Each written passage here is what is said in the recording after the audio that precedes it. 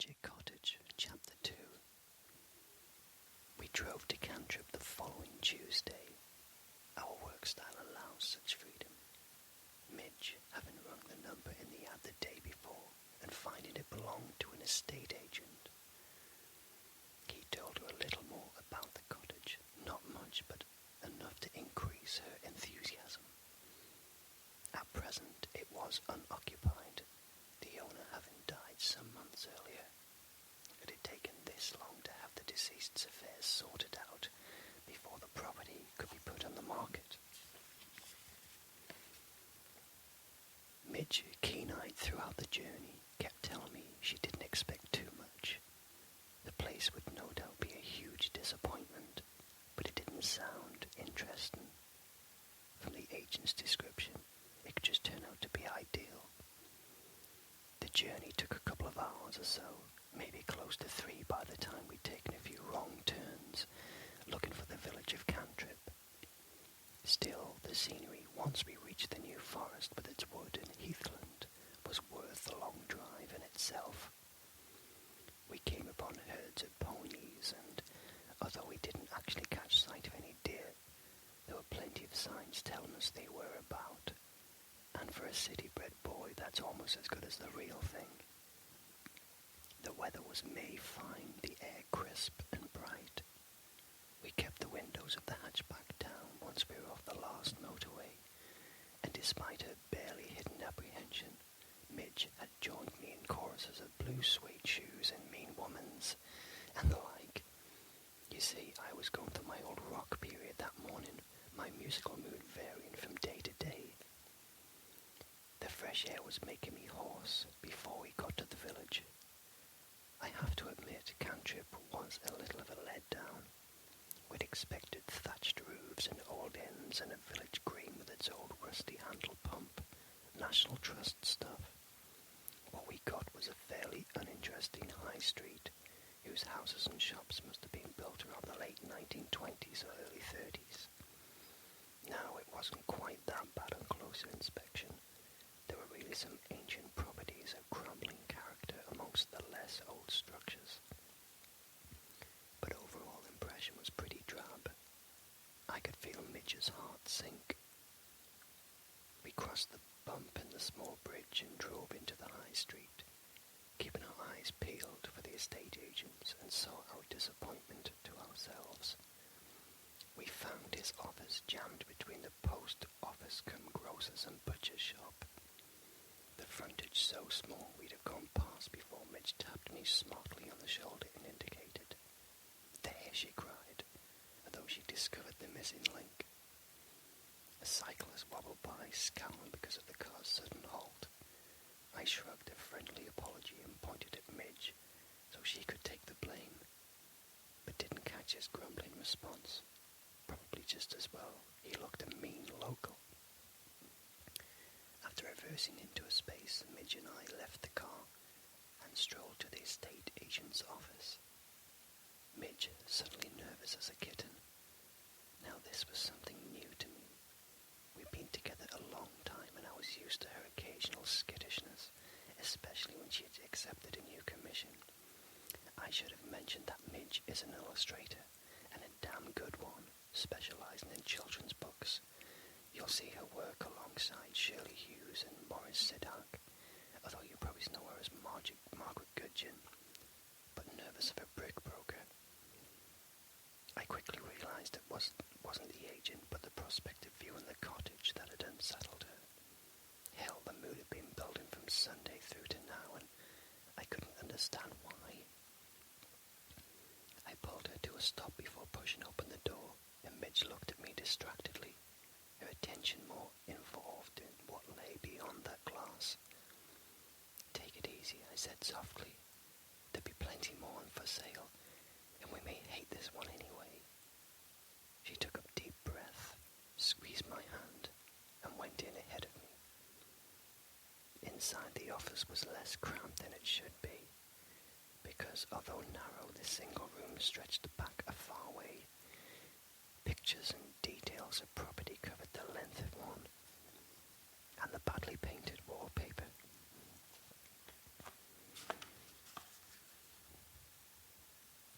secretary thrashed an adler before inside the doorway, and further down a man in a neat grey suit and black-trimmed glasses, seated behind an untidy desk, looked up.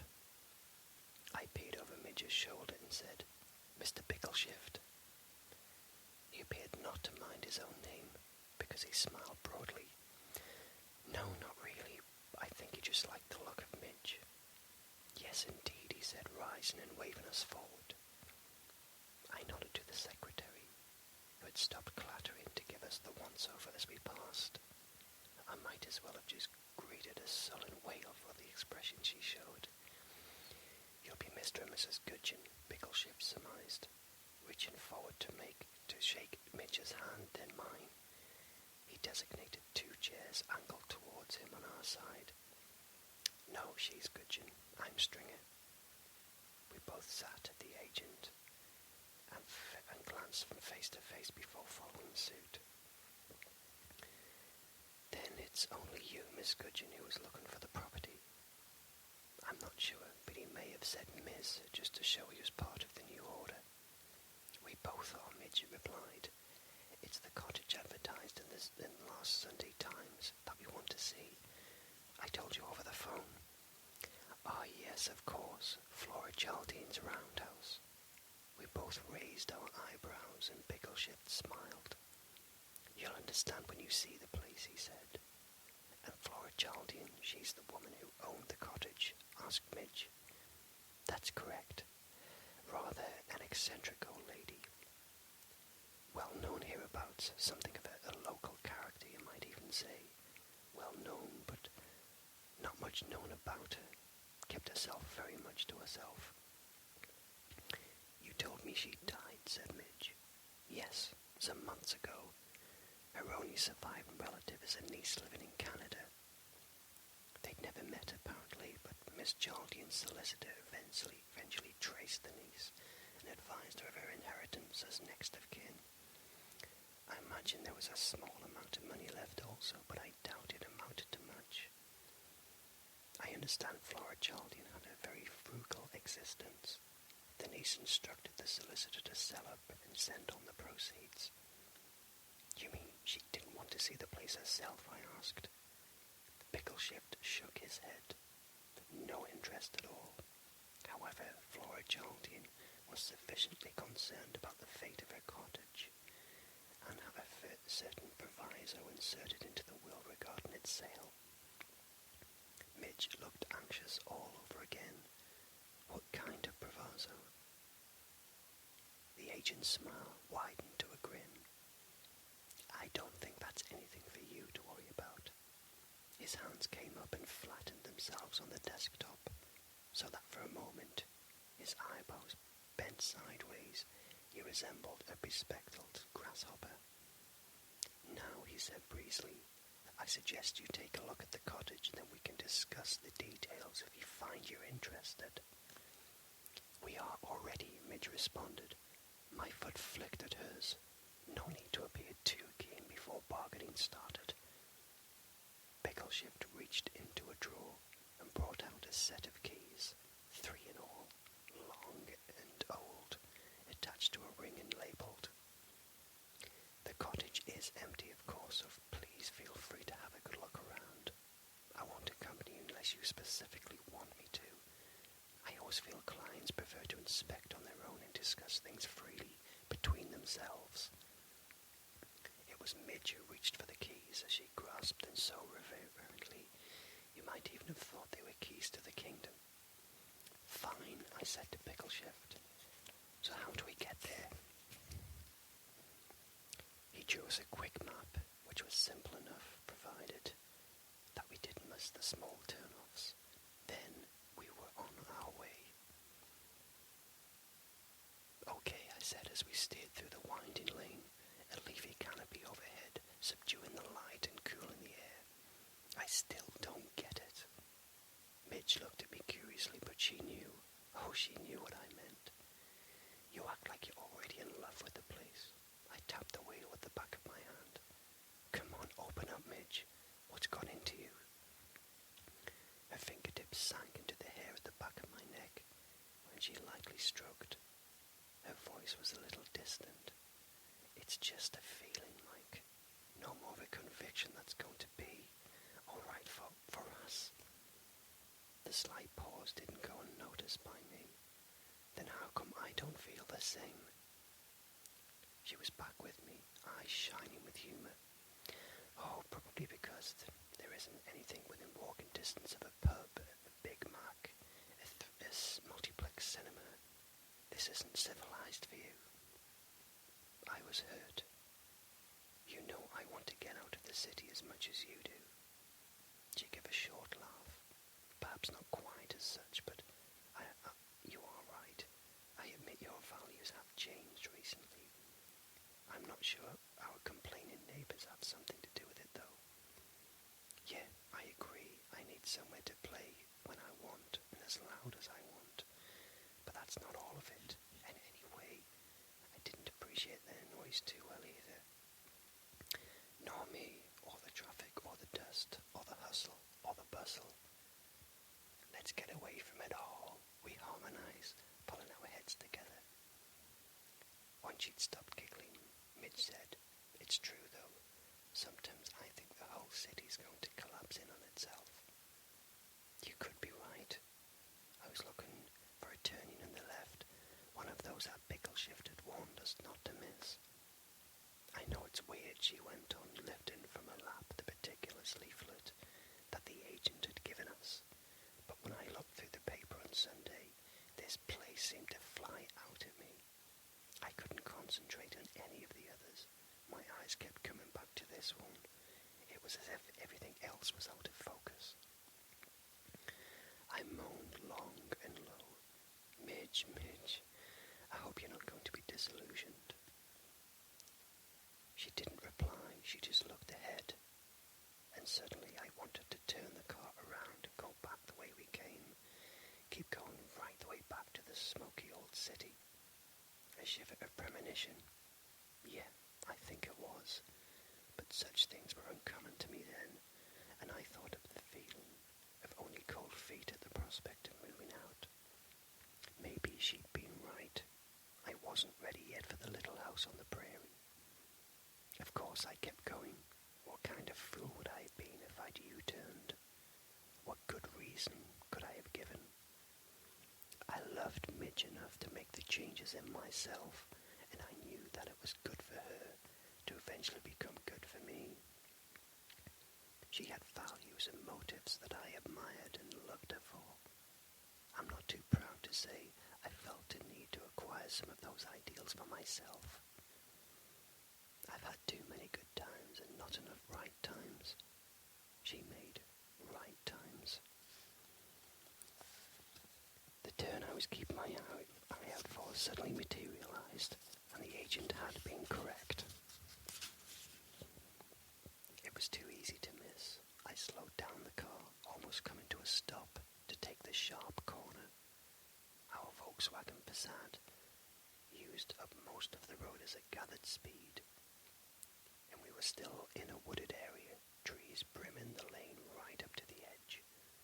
The roadway dipped and curved too, and Midge loved every yard we covered, her eyes alight, while I concentrated on taking the bends, occasionally stealing glances at her happy face.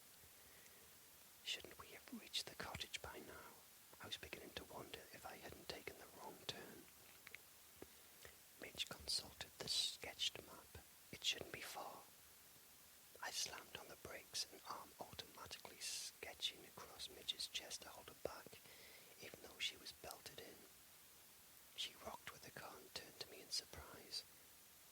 "Will you look at the nerve of that guy?" I indicated to the road ahead with a nod. The squirrel was sitting upright, slap down in the middle of the road, nibbling an acorn or something between its paws. Its pale white to tan tail fluffed up behind. The little devil didn't appear to be oblivious of us. It kept darting its tufty head in our direction, but we didn't seem to bother it any. "Oh, Mikey's gorgeous." Midge was leaning forward as far as her seatbelt could allow, her nose only inches away from the windscreen.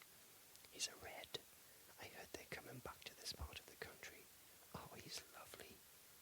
I'm sure he is, but he's taken up the road. I was about to thump the horn, but Midge must have read my mind. Let him stay here for a moment, she urged. He'll move on soon enough. I sighed, although I was quite annoyed at the sight of the furry little brute munching his lunch. Midge kicked free her seatbelt and peered out of the side window, smiling all the while. It was just too much for our friend. He dropped the acorn and scampered off. I couldn't help but laugh. Terrific, it didn't turn a hair at this noisy metal monster, but your grinning face sent it into shock. Then I had to eat my words as the squirrel streaked back, retrieved its lunch, looked our way for a second, then hopped onto the Passat on Midge's side. Hello, Midge said nicely. I couldn't say, but it could have smiled back.